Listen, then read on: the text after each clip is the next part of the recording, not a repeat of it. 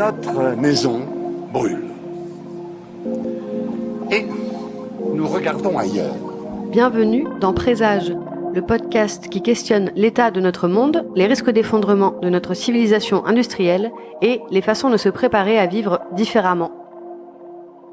Je suis Alexia Soyeux et aujourd'hui je reçois Lamia Essemlali.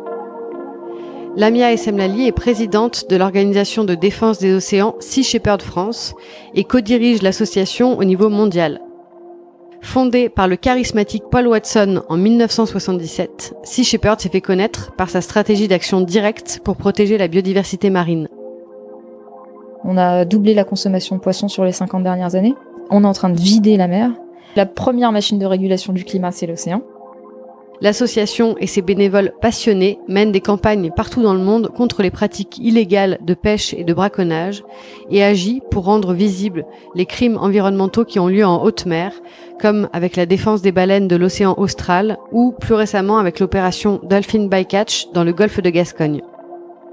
On essaie surtout de pallier un manque qui vient des pouvoirs publics, des autorités. Il y a un laxisme, un je m'en foutisme, un sentiment d'impunité, une permission qui sont insupportables. Donc ce qu'on fait, c'est vraiment le minimum vital. Nous avons parlé des océans, de l'état de la vie marine et de ce qui la menace, des modes d'action pour lutter et informer, de radicalité et d'engagement. À un moment donné, on peut pas rester assis et constater, se contenter de signer des pétitions. En tout cas, moi, ça me correspond pas. Bonjour Lamia. Bonjour Alexia. Je voulais d'abord savoir comment t'en étais arrivée là. Quel est ton parcours et pourquoi avoir choisi de rejoindre Sea Shepherd.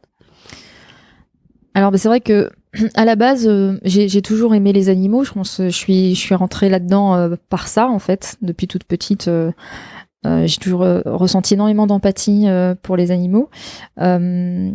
Ensuite, je me suis intéressée à l'écologie un peu de façon naturelle, hein. Quand on s'intéresse à ce qui arrive aux animaux, on se rend compte que la destruction de leur habitat, ça cause énormément de souffrance et de disparition d'espèces. Et puis, je me suis pas forcément orientée directement dans une filière écologique. Je me suis un peu perdue en route, entre guillemets, on va dire, puisque j'ai fait des études en marketing. Comme moi. Ah ouais. Bon, après, en faisant des stages en entreprise, je me suis assez vite rendu compte que c'était pas du tout un monde pour moi. Donc, j'ai décidé de reprendre des études à l'âge de 24 ans et faire un master en sciences de l'environnement. Parce qu'à l'époque, j'avais approché de grandes ONG, notamment Greenpeace, WWF, pour ne pas les citer, en leur demandant ce qu'il fallait avoir pour être chargé de campagne chez eux, puisqu'à l'époque, pour moi, ça c'était le Graal. Et on me répondait, il faut au minimum un bac plus 5, sinon c'est pas la peine. Donc je me suis dit, très bien, je vais reprendre mes études, je vais faire un master en environnement, etc. Et en première année de licence, j'ai rencontré Paul Watson, qui était à Paris. Sea Shepherd n'existait pas en France à l'époque. Il a fait une petite conférence un dimanche. On devait être 30 à 40 personnes à tout casser. Et là, j'ai entendu un discours qui m'a ébranlé, qui m'a touchée,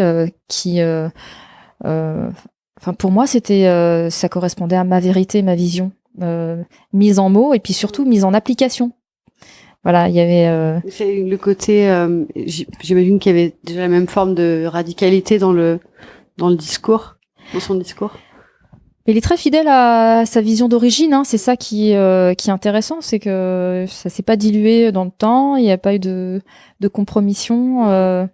Effectivement, c'est un discours que je pourrais résumer comme étant biocentrique. Le respect de la vie sous toutes ses formes. Et puis, ce qui m'a plu, c'est le côté combatif, en fait. Parce que j'étais fatiguée de la protestation, des lamentations. J'avais besoin d'action. Et là, il y avait la philosophie biocentrique qui respecte la vie sous toutes ses formes et en même temps l'action. On va au charbon pour empêcher tout ça. On se contente pas de dire... c'est terrible. Que c'est atroce. Et ça me correspond davantage que ce que je pouvais faire avec d'autres associations. Là, j'ai vraiment trouvé chaussure à mon pied, on va dire. Et donc, t'as commencé dans l'association et Bah, en fait, c'est allé très vite et puis de façon très naturelle et sans vraiment calculer ou faire de projection. C'est-à-dire que j'ai été voir Paul à la fin de sa conférence. Je lui dis mais moi, ce que vous dites, ça me parle énormément. J'ai envie de participer. Je connaissais pas Sea Shepherd à l'époque. C'est vraiment très peu connu. Hein. C'était tout petit il y a 15 ans.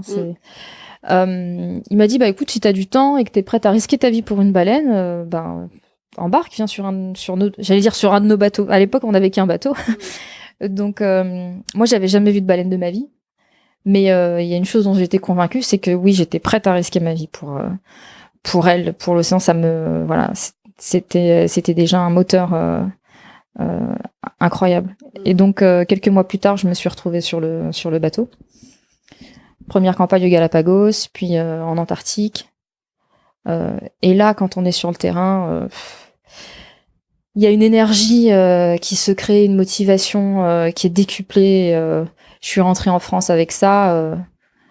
J'étais chargée à bloc.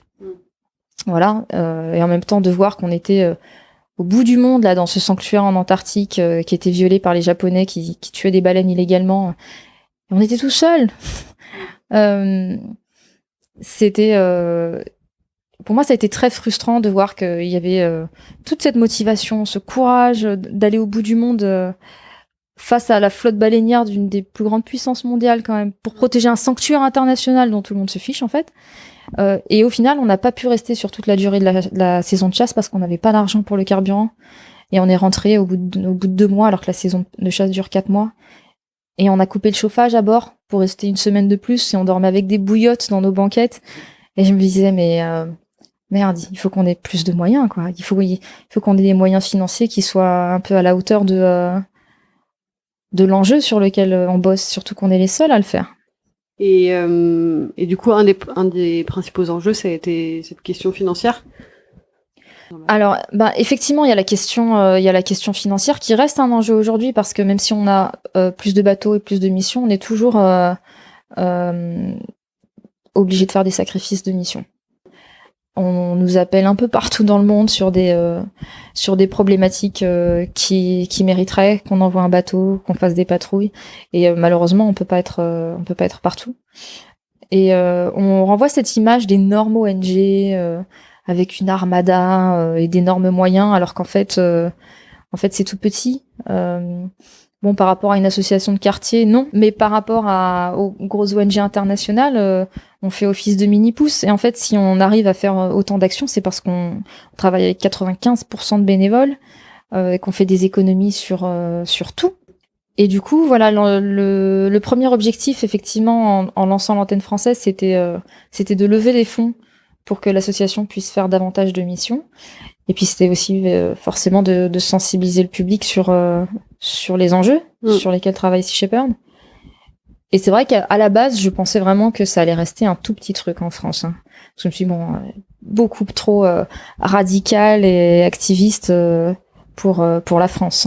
C'est plutôt un activisme à l'anglo-saxonne, en tout cas sur la question environnementale ou des animaux.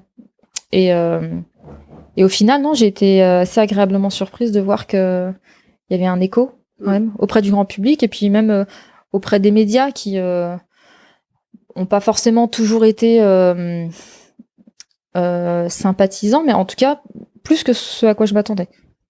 Et le personnage de Paul Watson, du coup, c'est quelqu'un qui est assez...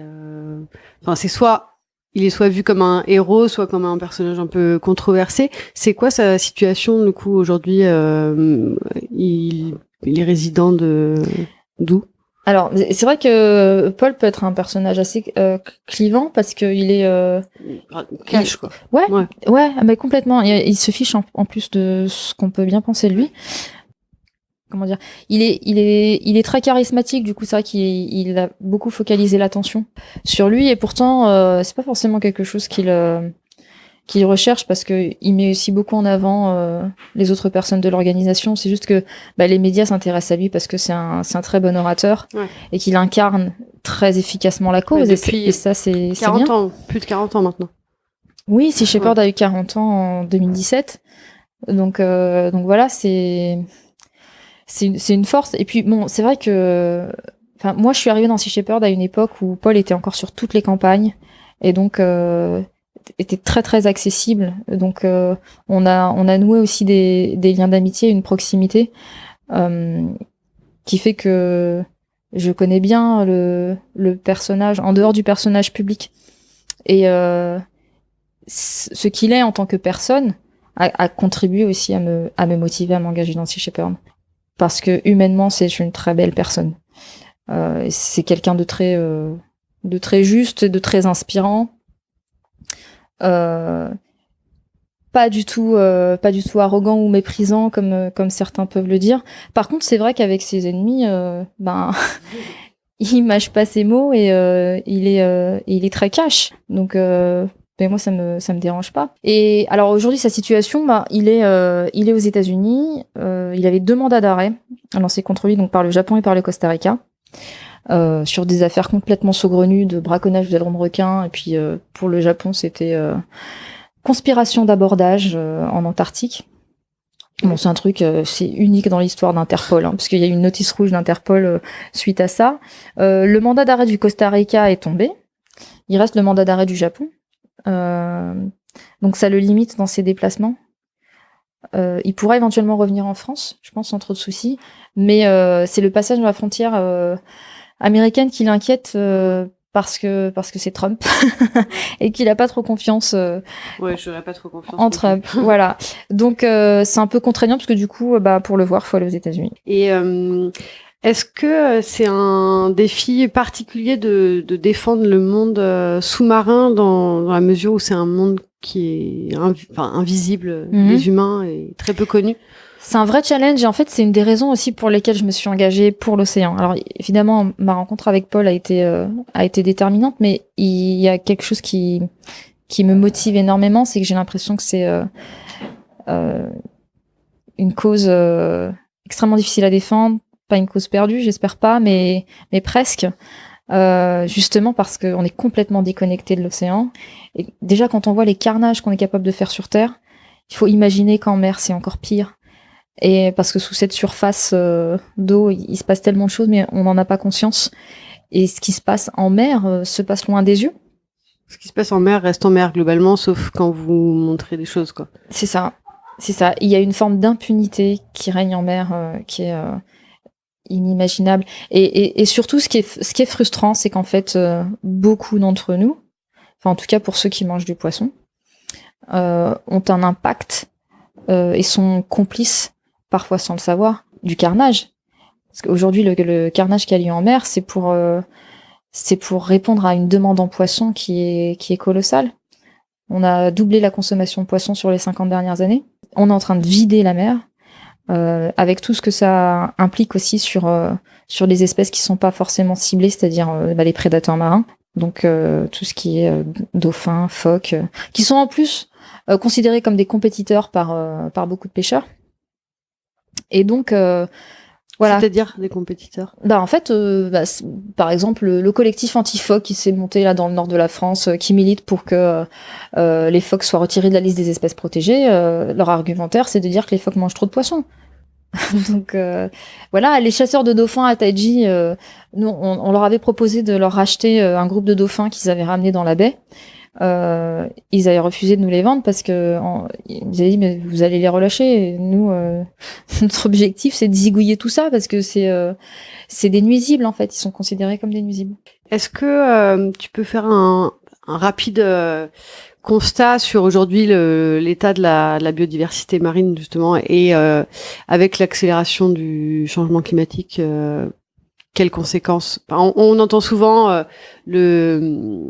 2048 on aura plus de poissons dans les océans, mais en même temps c'est quelque chose qui est inimaginable. Alors quand on dit en 2048, c'est les scientifiques des Nations Unies qui estiment que si on ne change pas radicalement nos méthodes de pêche, on aura un effondrement donc des pêcheries commerciales d'ici à 2048. Donc en fait, ça veut dire littéralement la mort de l'océan. Mais qui dit mort de l'océan? Dit mort de l'humanité, évidemment, puisque la première machine de régulation du climat, c'est l'océan. Et quand on dit que c'est l'océan, on parle de la vie marine. Et c'est en ça que c'est important que les gens comprennent que les poissons, outre le fait qu'ils ont une valeur intrinsèque quand même, sont d'abord et avant tout les ouvriers de cette machinerie qui régule le climat. Et ils sont plus importants et ont bien plus de valeur dans l'océan à remplir ce rôle d'ouvrier que dans l'assiette de n'importe qui. Or, on considère aujourd'hui encore les poissons d'abord et presque uniquement comme de la nourriture ou comme des objets dans des aquariums qu'on va aller voir un peu comme on va au cinéma ou comme de la nourriture même pour d'autres animaux. Ah oui, alors après, oui, il y a aussi les poissons qui sont réduits soit en farine, donc pour nourrir les animaux d'élevage, soit pour des pâtés pour chiens, pour chats. Ça, c'est de la pêche minotière qui est faite par d'énormes bateaux-usines. Donc pareil, c'est un vrai carnage. Ouais. Donc c'est pour ça que Paul dit souvent, en fait, quand on mange de la viande, on dévore aussi l'océan. Ouais. Parce que c'est à peu près 40% de ce qui est pêché qui sert à nourrir les animaux de ferme. Du coup, dans les différentes menaces, il y a donc évidemment le réchauffement climatique, la pêche industrielle, le braconnage, le plastique. Oui, le plastique est en passe de devenir peut-être même la première menace sur la vie marine. Pareil, les estimations scientifiques, d'ici à 2050, il y aura plus de plastique que de poissons dans l'océan. Imaginez, d'un côté, on vide, et de l'autre, on remplit avec du plastique. Et pas que du plastique, d'ailleurs, tous nos polluants chimiques, agricoles. Comment tu arrives à t'expliquer ou ne pas expliquer l'inaction à la fois des entreprises et des pouvoirs publics sur ces sujets?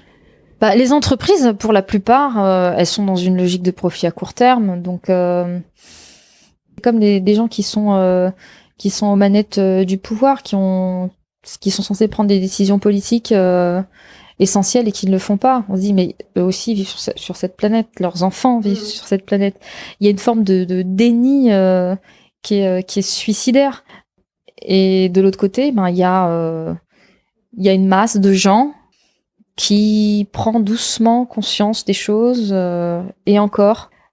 En plus de ça, entre le moment où il y a une prise de conscience et le moment où cette prise de conscience, elle se traduit par des changements dans le comportement, il y a un laps de temps. Et puis, il y a aussi toutes les fausses bonnes solutions qui nous font perdre énormément de temps, comme la pêche durable, labellisée, MSC, Pavillon France et je ne sais quoi. Est-ce qu'il y a une pêche durable? Une pêche de subsistance, que ce soit une pêche de subsistance, à partir du moment où on rentre dans une logique industrielle, c'est plus durable. Donc, moi, si on pose la question, un monde idéal, c'est un monde sans pêche, parce que je trouve ça cruel. Maintenant, je peux entendre que il y a des gens pour qui ça peut être essentiel, notamment dans certaines contrées où la terre ne donne pas grand-chose et où effectivement les poissons deviennent une source de protéines importante. C'est absolument pas le cas pour l'immense majorité des gens qui mangent du poisson. L'immense majorité des gens qui mangent du poisson pourraient très bien se passer de poisson. Il est là le problème. Et qu'est-ce que tu penses des discours un peu de l'écologie mainstream qui disent que on a alors au choix 2 ans, 3 ans ou 10 ans pour changer le monde, pour changer de paradigme économique. Oui, enfin, je suis d'accord sur le fait qu'on a très peu de temps devant nous. Maintenant, une fois qu'on a dit ça, qu'est-ce qu'on fait? Parce que si il s'agit uniquement d'en rester à trier ses déchets, mettre des ampoules à économie d'énergie ou même rouler en vélo, c'est bien, hein. Je dis pas qu'il faut pas le faire, mais c'est loin d'être suffisant. Ce qu'il faut, c'est une révolution de nos modes de vie. Ça passe par l'assiette, ça c'est sûr, parce que c'est parce qu'on choisit de manger qu'on a le plus gros impact sur la planète. Hein. Mais je pense que ça passera aussi par la lutte, par le combat, parce qu'on est dans un système qui va pas se laisser démanteler comme ça. Ça, c'est sûr. Et justement, du coup, j'en viens au mode d'action de Sea Shepherd. Vous privilégiez l'action, enfin une action vraiment directe, et j'imagine qu'on peut vous reprocher souvent une forme de radicalité ou de, je mets des guillemets, mais de violence. Est-ce qu'il y a le choix en fait? Déjà, moi je nous estime absolument pas violents. Je trouve que ce qu'on fait c'est le minimum vital, quoi. Enfin, je veux dire, on n'a jamais blessé personne. On intervient contre les actions illégales. On va dénoncer effectivement et confronter des actions qui peuvent être légales mais immorales, certaines formes de pêche industrielle par exemple qui devraient être interdites aujourd'hui. Mais quand on va intervenir vraiment, c'est que l'action est illégale. Et à ce moment-là, en fait, on essaie surtout de pallier un manque qui vient des pouvoirs publics, des autorités. Comme on dit, des autorités compétentes, mais qui s'avèrent être complètement incompétentes sur le sujet. Il y a un laxisme, un je m'en foutisme, un sentiment d'impunité, une permission qui sont insupportables. Donc ce qu'on fait, c'est vraiment le minimum vital.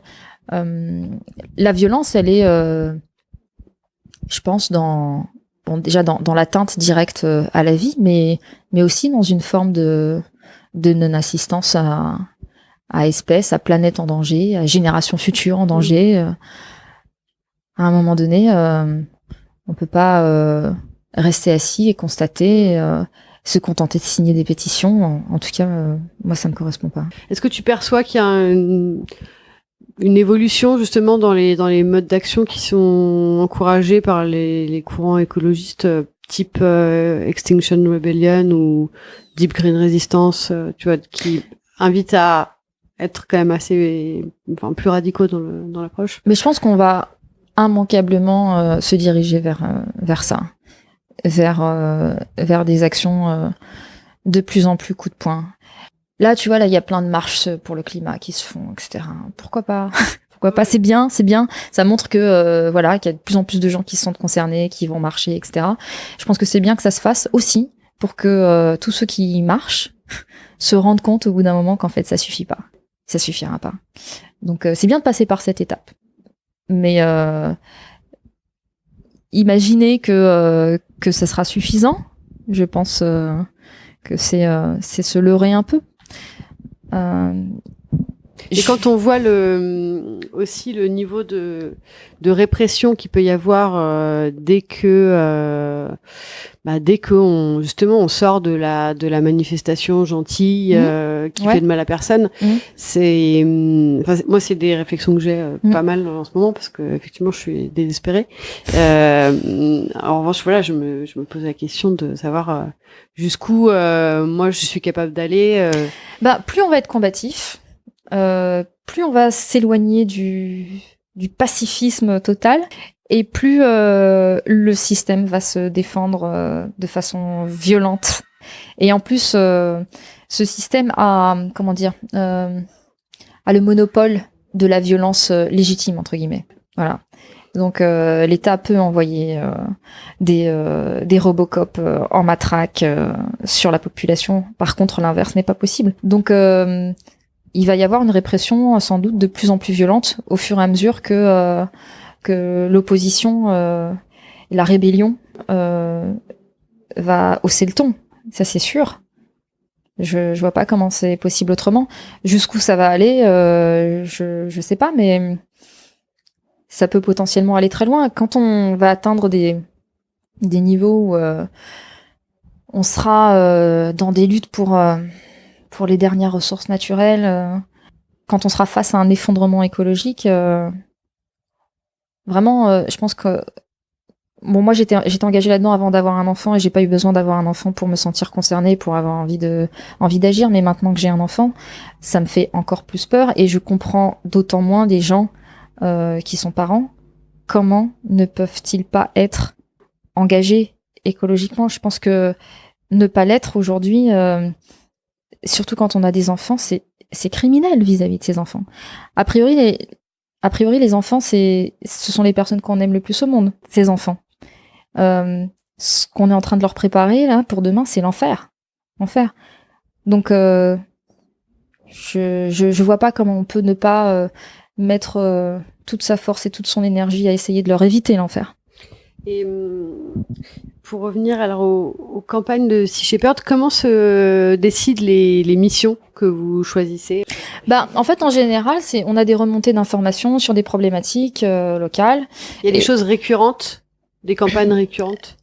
Alors, en général, c'est des campagnes récurrentes. Pourquoi ? Parce que on s'attaque à des problématiques qui sont profondes et qui ne se résolvent pas en une campagne de 2 mois. Donc, par exemple, là, on est à Mayotte depuis 2017. On y retourne cet été, c'est la 3e année. Je pense qu'a priori, là, on y est pour 20 ans parce que il y a tellement de choses à faire. Là, sur Dolphin Bycatch, voilà, on commence sur les dauphins qui sont capturés par les bateaux de pêche en France. C'est un problème qu'on va pas résoudre en une seule mission. Tu vois, sur les campagnes de chasse en Antarctique, par exemple, on est resté engagé sur le sujet pendant 17 ans. Aujourd'hui, ce qui est bien, c'est que les Japonais ne retournent pas en Antarctique parce qu'ils sont sortis de la Commission baleinière internationale, donc ils perdent cette pseudo-alibi scientifique qu'ils avaient qui leur permettait d'aller chasser en Antarctique. Donc, pour dire qu'ils chassaient les baleines en disant que c'était pour de la recherche. Ouais, voilà. En fait, il faisait partie de la Commission baleinière internationale, et le problème avec ça, c'est que tous les ans, il faisait énormément de lobbying en interne pour faire tomber le moratoire sur le commerce international de viande de baleine. Donc ça, ce moratoire, s'il tombe, c'est la fin des baleines.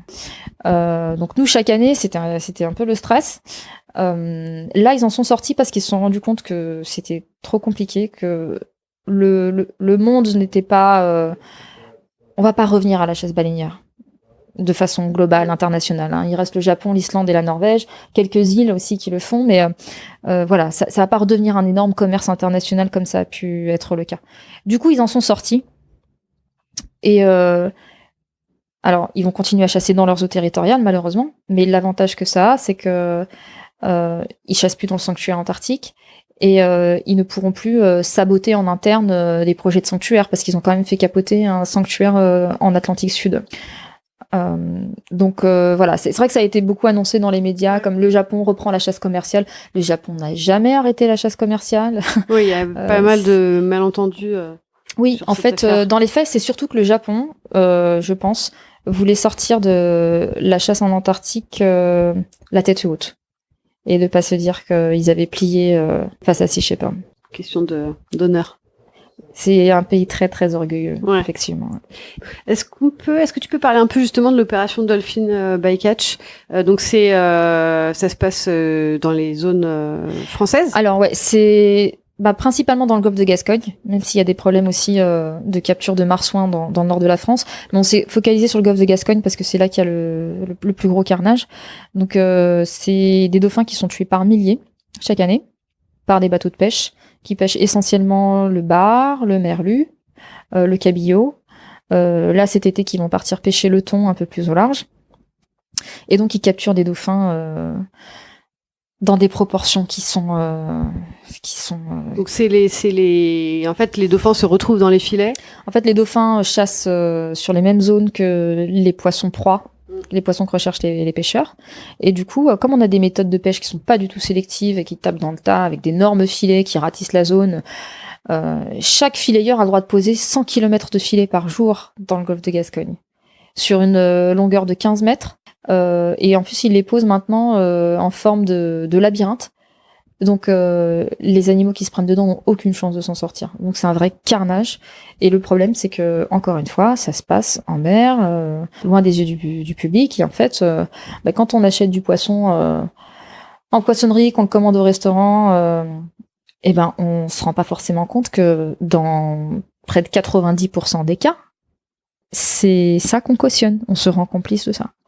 Il y a pas de poisson durable. Parce qu'en fait, c'est souvent un argument qu'on entend. Ok, moi je mange du poisson ou même de la viande, mais ça vient d'un petit producteur ou d'un petit pêcheur. Le petit pêcheur qui a une méthode de pêche sélective, qui pêche pas sur les frayères ou pendant en période de reproduction, etc. Il va pêcher beaucoup moins de poissons. Donc ça suffit certainement pas à alimenter toutes nos poissonneries dans toute la France et à répondre à la demande de poissons telle qu'elle est aujourd'hui. Si aujourd'hui, enfin pour te montrer à quel point on est dans une situation complètement ubuesque, si on suivait les recommandations de l'OMS sur la consommation de poissons par personne, sachant qu'on est 7 milliards et bientôt 10 milliards, en fait, on atteint déjà le double du nombre de poissons qu'il y a dans l'océan. Ah ouais, d'accord. Donc voilà. Et le problème, encore une fois, c'est que bon, effectivement, il y en a qui disent bon bah je mange moins de poissons, etc. Très bien, manger moins de poissons, c'est c'est bien, mais 7 milliards voire 10 milliards qui mangent même moins de poissons, c'est toujours trop de poissons. C'est pour ça que ce que je disais, c'est que il y a assez de poissons pour nourrir ceux qui en ont vraiment besoin. Et ceux qui n'en ont pas vraiment besoin. Le meilleur service qu'ils puissent rendre à l'océan, à la planète, au futur de leurs enfants, c'est de laisser ces poissons dans l'océan. Pour donc par exemple cette mission là, Dolphin Bycatch, donc vous avez comment ça se passe exactement? Vous avez un bateau qui sort pour ouais, donc on a un bateau, un grand bateau qui s'appelle le Sam Simon, donc donc il y a 2 Zodiacs embarqués sur le Sam Simon. On avait un 3e Zodiac qui était mobilisé de façon indépendante sur un autre port. Et l'objectif, c'est de faire des patrouilles de nuit. Donc c'est assez dur parce que c'était en plein hiver, en Atlantique. C'est des patrouilles qui durent plusieurs heures. Pour le petit Zodiac qui était indépendant, c'était des patrouilles de 12 heures en pleine nuit. Ouais, vraiment. Faut être accroché, quoi. Faut avoir une motivation à en faire. Mais c'est ce qu'on a. Donc on a des gens qui donnent tout, en fait. Donc vraiment, c'est ça qui est beau et c'est ça qui est fort. Je sais pas, j'en connais pas d'autres qui sont capables de faire ça. Donc voilà, c'est être au cul des bateaux et être là quand ils remontent les filets pour montrer ce qu'il y a dedans. Faire des images, des photos, des vidéos. Faire des images, montrer ce qui se passe en mer, donc montrer tout ce qui est caché, parce que un des problèmes, c'est que la France n'impose pas d'observateurs à bord des bateaux de pêche. On sait que ces bateaux prennent des dauphins, on sait qu'ils pêchent dans la zone habitat des dauphins avec des méthodes non sélectives, et il n'y a pas d'observateurs. Parce que eux veulent pas en avoir. Et donc on est tellement permissif en France avec la pêche, on dit ok, très bien, il n'y en aura pas, c'est pas grave. Donc nous, on est ces observateurs-là. Maintenant, c'est une campagne qui est nouvelle. Donc, on va voir comment on va développer la stratégie. Mais c'est sûr que il faut que ça bouge parce que sinon, il va y avoir une frustration grandissante. Ouais. On va pas assister non plus comme ça pendant des années d'affilée au massacre des dauphins de la vie marine dans le golfe de Gascogne.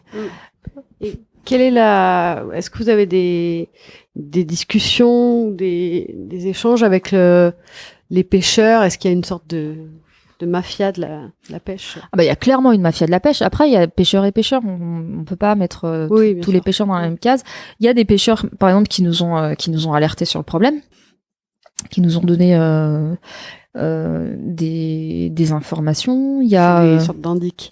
Bah c'est des gens en fait qui en ont marre de voir ce carnage, quoi, et qui ont pas envie de pêcher comme ça, qui ont une conscience, qui je pense ont envie que ça s'arrête. Donc voilà. Après sur ceux qui sont directement concernés, moi je peux pas croire un pêcheur qui fait ça depuis des années, qui dit mais moi ça me fait mal au cœur quand même. Non. En fait, non, dans ces cas-là, tu restes pas là-dedans pendant des années. Tu changes de méthode de pêche ou tu changes de métier. À partir du moment où tu acceptes de faire ça, année après année, tu vois le carnage que tu fais. Enfin, à un moment donné, c'est une question de choix. Et des pêcheurs qui en sont sortis, il y en a, parce qu'ils supportaient plus de travailler comme ça, parce qu'ils se rendaient compte qu'ils étaient en train de tuer la mer.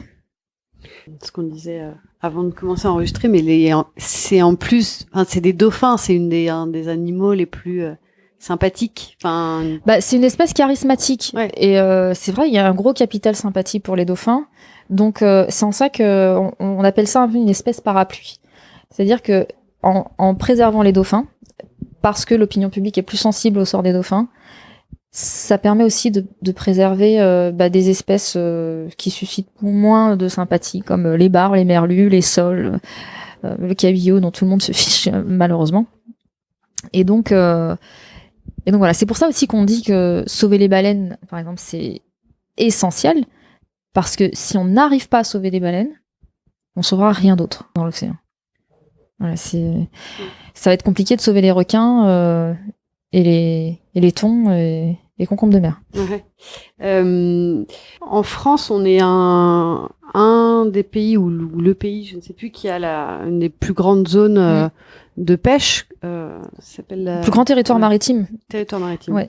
Parce qu'on est très étendu on a plein de. Grâce à nos dom-tom, en fait, on est le seul pays qui est présent dans tous les océans du monde. Effectivement, on était deuxième après les États-Unis, on est passé premier. Ça veut dire qu'en matière de responsabilité sur la survie de l'océan, c'est colossal et on est tellement à la ramasse. Qu'est-ce qu'on peut dire du coup de la gestion de... Catastrophique, on est vraiment... en fait, ce qui est très énervant, c'est que on est en queue de wagon au niveau européen, par exemple. On est tout le temps en train de bloquer les avancées en matière de pêche, de défendre l'intérêt du lobby de la pêche industrielle. Et dans le même temps, on a un gouvernement qui fanfaronne avec un ministre, le ministre de Rugy par exemple, qui nous explique qu'avec son plan national contre les échouages, qui est une fumisterie parce qu'il a sorti ses 4 axes de travail. Bon, j'ai bondi sur mon siège en lisant ça. Enfin, vraiment, il prend vraiment les gens pour des cons. Et dans le même temps, il nous explique que l'objectif, c'est de promouvoir le leadership de la France sur le sujet. Il lui dit, mais arrête. C'est comme si t'as le cancre de la classe qui se lève et qui dit, bon, pousse-toi maîtresse, c'est moi qui vais faire cours, c'est moi le meilleur. Enfin, cette arrogance, elle est vraiment insupportable. Et toi, tu as des rapports avec certains des pouvoirs publics, ministères ou autres, des discussions? Non, enfin, on participe à certains comités sur l'océan. C'est pas forcément moi qui y vais. Je t'avoue que ça me file un peu des boutons. Il y a peut-être d'autres associations qui ont plus. Enfin, je pense à Bloom notamment, qui a peut-être plus un rôle auprès des politiques ou. Il y a du lobbying politique qui peut être fait au niveau européen, au niveau du ministère. Nous, ce qu'on fait, c'est une forme de lobbying aussi, mais c'est différent. C'est de l'extérieur, c'est maintenir une pression médiatique, alerter l'opinion publique. C'est occuper le terrain, quoi. Ouais, mettre les problèmes sur la table, les exposer. Ça nous correspond davantage que de faire du lobbying dans les couloirs des ministères. Effectivement, il y en a d'autres qui font ça et c'est très bien, c'est des approches qui sont complémentaires. Justement, dans le monde le joli monde des ONG, est-ce qu'il y a des conflits entre les causes La réponse est un peu dans la question. Oui, mais il y a eu récemment, je crois, quelques histoires avec la Ligue. Avec la LPO. Oui. Mais les ONG, en fait, c'est comme les gens. Il y a de tout là-dedans. Et en fait, moi, quand je suis arrivée dans le milieu associatif, je suis arrivée un peu avec la fleur au fusil en me disant, j'ai rencontré plein de gens qui sont hyper motivés par la cause, qui veulent sauver les animaux, la planète, etc. Et en fait, on se rend compte que le milieu est complètement gangréné par des intérêts personnels, par des égos. Et en fait, c'est surtout le problème, c'est que les gens oublient que les ONG ne sont que des outils, ce sont pas des fins en soi. C'est des outils qui servent une cause qui les dépasse. À partir du moment où une ONG commence à rouler surtout pour sa bosse, au détriment de la cause qu'elle prétend servir, elle commence à faire partie du problème et plus de la solution. Et ça, c'est quelque chose qui est difficilement compréhensible de l'extérieur. Parce que quand on regarde tout ça de l'extérieur, on se dit qu'effectivement, toutes les ONG qui sont engagées là-dedans, elles luttent dans un but commun, etc. Et en fait, non, pas forcément. Et il y a vraiment des ONG qui malheureusement font partie du problème et pas de la solution. Et on perd énormément de temps et d'énergie à lutter contre ça.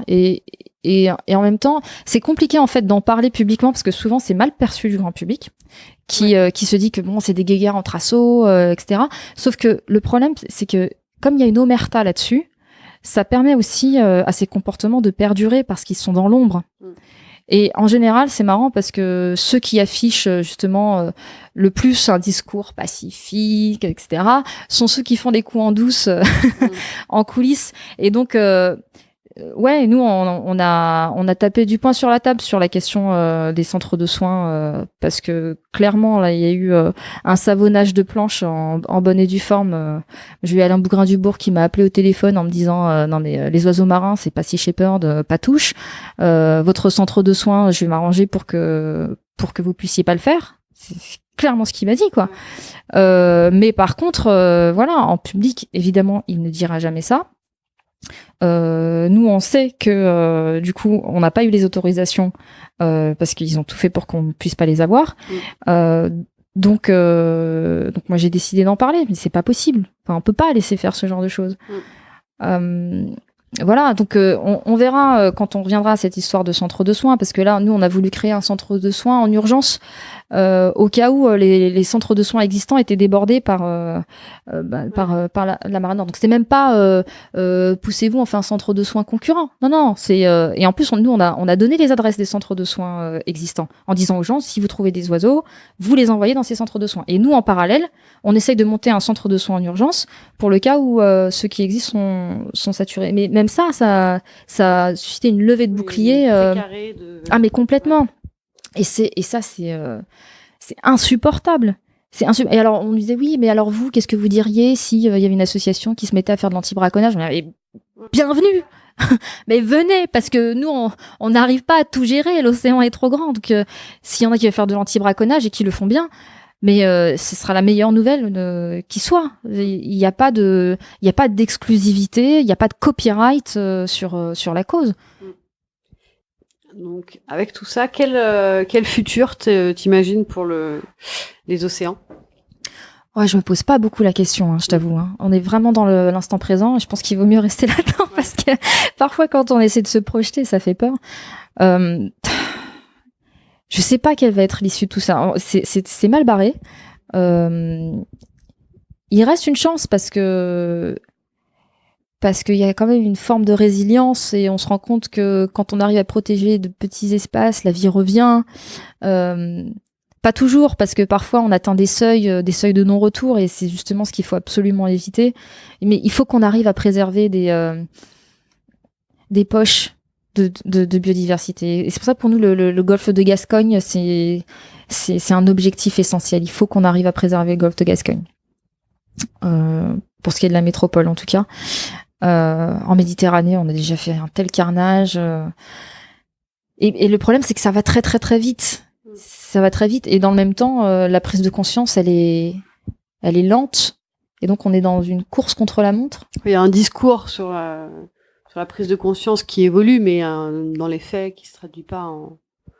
Bah non, regarde, quand on voit les chiffres là sur la consommation de viande en 2018, elle se remet à augmenter. Donc là, tu te dis, mais merde, c'est inquiétant quand même. On se dit, mais est-ce qu'on va y arriver? Dernière question. Comment est-ce que, avec tous ces combats qui doivent être douloureux et rageants au quotidien, t'arrives à cultiver la joie? Ben, faudra embarquer sur nos campagnes pour voir comment on se marre quand même, et heureusement. Ah ouais, non, mais c'est heureusement qu'on arrive à rigoler quand même, parce que sinon on serait tous complètement dépressifs. Il y a d'être unis aussi comme ça dans une cause aussi forte et à vivre des expériences aussi fortes, ça crée une force aussi qu'on partage. On rencontre des personnes incroyables avec lesquelles il y a des liens qui se créent, qui sont particuliers parce qu'on est un peu